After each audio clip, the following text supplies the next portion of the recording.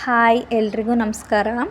ಇವ್ರ ವೀಡಿಯೋಸ್ ನಾವೆಲ್ಲ ನೋಡಿದ್ದೀವಿ. ತುಂಬ ಚೆನ್ನಾಗಿ ರೀಲ್ಸ್ ಮಾಡಿಕೊಂಡು ತುಂಬ ಕಷ್ಟಪಟ್ಟು ಈ ಮಟ್ಟಕ್ಕೆ ಗುರುತಿಸ್ಕೊಂಡಿದ್ದೀವರು. ಈ ರೋಷನ್ ಅನ್ನೋರು ತಮ್ಮ ಪ್ರಾಣ ತಾವೇ ಕಳ್ಕೊಂಡ್ರು ಅನ್ನೋ ವಿಚಾರ ಕೇಳಿದ್ರೆ ನಿಜವಾಗ್ಲೂ ತುಂಬ ಬೇಜಾರಾಗುತ್ತೆ. ಇನ್ಸ್ಟಾಗ್ರಾಮಲ್ಲಿ ಎಲ್ಲ ಥರನೂ ಚರ್ಚೆ ನಡೀತಾನೇ ಇದೆ 3 ದಿನದಿಂದ. ಯಾಕೆ ಸತ್ರು, ಏನಾಗಿತ್ತು, ಅಂಥದ್ದೇನಾಯಿತು, ಇವ್ರು ನಿಜವಾಗ್ಲೂ ಸತ್ತೋಗಿದ್ದಾರಾ, ಸುಮ್ಮನೆ ವ್ಯೂಸ್ಗೋಸ್ಕರ ರೀಲ್ಸ್ ಎಲ್ಲ ಮಾಡಬೇಡಿ, ನೀವು ನಿಜ ಹೇಳಿ, ಏನಾಯಿತು ಹೇಳಿ, ಸುಮ್ಮನೆ ವೀಡಿಯೋಗಳು ಮಾಡಿ ಹಾಕ್ತೀರಾ, ಯಾಕೆ ಸತ್ರು ಅಂತಲೇ ಹೇಳಲ್ಲ ನೀವೆಲ್ಲ, ಹೀಗೆ ಹಾಗೆ ಅಂತ ಇದನ್ನೆಲ್ಲ ಕೇಳ್ತಾನೇ ಇದ್ದಾರೆ.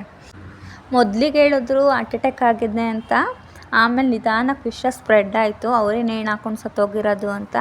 ಅದೇ ಯಾಕೆ ಅಂಥದ್ದು ಏನಾಗಿತ್ತು? ಇನ್ಸ್ಟಾಗ್ರಾಮಲ್ಲಿ 2.5 ಲಕ್ಷಕ್ಕಿಂತ ಜಾಸ್ತಿನೇ ಇದ್ದಾರೆ ಅವ್ರಿಗೆ ಫಾಲೋವರ್ಸು. ಇವಾಗ ಅವ್ರ ID ಡಿಆಕ್ಟಿವೇಟ್ ಆಗಿದೆ. ಮತ್ತು ಇನ್ಸ್ಟಾಗ್ರಾಮಲ್ಲೇ ಆಗಲಿ ಅವ್ರದ್ದೇ ಆದ ಕ್ರಿಯೇಷನ್ ಇತ್ತು, ಸೋಷಿಯಲ್ ಮೀಡಿಯಾದಲ್ಲಿ ಪ್ರಮೋಷನ್ ಅದು ಇದು ಎಲ್ಲ ಬರ್ತಿತ್ತು. ಫ್ಯಾನ್ ಪೇಜ್ ಅಂತೂ ಕೇಳಂಗೆ ಇಲ್ಲ. ಇವಾಗ ನೀವೇ ನೋಡ್ತಿದ್ದೀರಾ ಅಲ್ವಾ ಇನ್ಸ್ಟಾಗ್ರಾಮಲ್ಲಿ. ಯಾವುದೋ ಮರದಲ್ಲಿ ನೇಣು ಹಾಕ್ಕೊಂಡಿರೋದಂತೆ. ಮರದಲ್ಲಿ ನೇಣು ಹಾಕ್ಕೊಳ್ಳೋ ಅಷ್ಟು ನೋವು ಅವ್ರ ಮನಸ್ಸಲ್ಲಿ ಏನಿತ್ತು ಆ ಭಗವಂತನಿಗೆ ಮಾತ್ರ ಗೊತ್ತು. ಅದೇ ಜಾಗದಲ್ಲಿ ಒಂದು ಡೆತ್ ನೋಟ್ ಕೂಡ ಸಿಕ್ಕಿದೆ.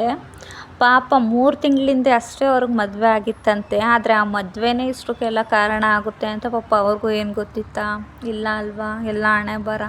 ಆದ್ರೂ ಎಲ್ಲದಕ್ಕೂ ಸಾವೇ ಒಂದೇ ಪರಿಹಾರ ಅಲ್ಲ.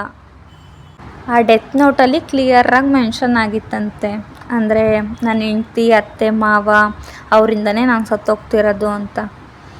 ಪಾಪ ಇನ್ನು ಎಷ್ಟು ಮಟ್ಟಿಗೆ ಅವ್ರಿಗೆ ಟಾರ್ಚರ್ ಅನಿಸಿರ್ಬೇಡ ಈ ಮಟ್ಟಿಗೆ. ಅದು ಇನ್ಸ್ಟಾಗ್ರಾಮಲ್ಲಿ ಆ ಥರ ಎಲ್ಲ ಹೆಸ್ರು ಮಾಡಿಕೊಂಡು ಎಲ್ಲ ಇದು ಮಾಡಿಕೊಂಡು 3 ತಿಂಗಳಿಂದ ಅಷ್ಟೇ ಮದುವೆ ಆಗಿ ಅಷ್ಟು ಅಂಥದ್ದು ಏನಾಯಿತು ಅನ್ನೋದೇ. ಏನೇ ಆಗಿರಲಿ ಅನ್ಯಾಯ ಸಾವೇ ಅಲ್ವಾ. ಆದರೆ ಆ ನಗು ಮುಖನ ನಿಜವಾಗೂ ನಾವೆಲ್ಲ ತುಂಬ ಮಿಸ್ ಮಾಡ್ಕೋತೀವಿ. ಯಾರ ಹತ್ರನಾದರೂ ಹೇಳ್ಕೊಂಡಿದ್ರೆ ನನಗೆ ಹಿಂಗೆ ಆಗ್ತಿದೆ, ನಾನು ಈ ಸಿಚುವೇಷನ್ನಲ್ಲಿ ಇದ್ದೀನಿ ಅಂತ ಹೇಳ್ಕೊಂಡಿದ್ರಾದ್ರೂ ಪಾಪ ಇವತ್ತು ಇರ್ತಿದ್ರು ಅವರು. ಆದರೂ ಕರ್ಮ ಯಾರನ್ನೂ ಬಿಡಲ್ಲ. ಇವ್ರ ಸಾವಿಗೆ ಆದಷ್ಟು ಬೇಗ ನ್ಯಾಯ ಸಿಗಲಿ. We miss you Roshan bro.